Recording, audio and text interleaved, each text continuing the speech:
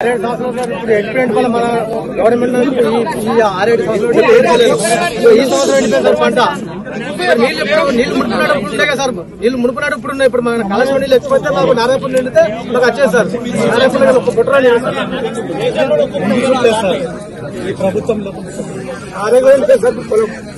ఒక్క తాడైతే అయిపోతుంది సార్, ఒక్క తాడితోనే మొత్తం ఒక్క తాడైతే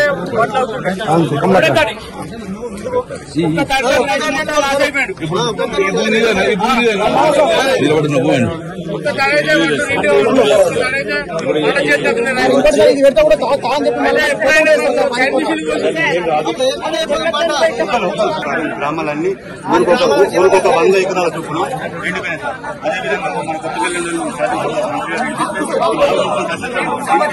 అలాగే చెట్టంలే సార్, గోపాలపూర్, తిరుమల, ఇవన్నీ కూడా ఎండాకాలం కూడా మన ప్రభుత్వం ఈ 2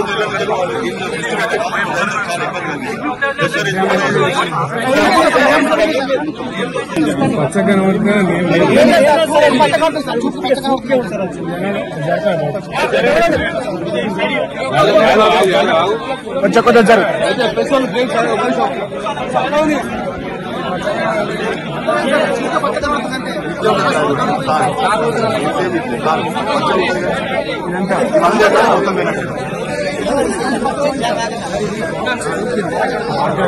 రెండుంటాయి సార్. మన DIT చెరువు నింపుకునేటువంటి చెరువు నీళ్ళు పెద్దపిల్ల పడి ఉంటే బాగు నీళ్ళు.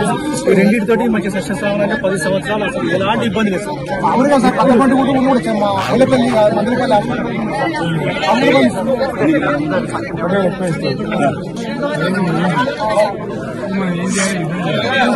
అంతే కదా, ఎకరానికి 25 రూపాయలు కట్టేయాలని మనం కొట్టాలి.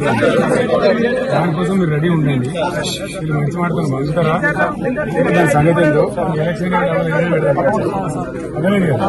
దానికోసం రెడీ ఉండాలి. ధైర్యం తిరగద్దు.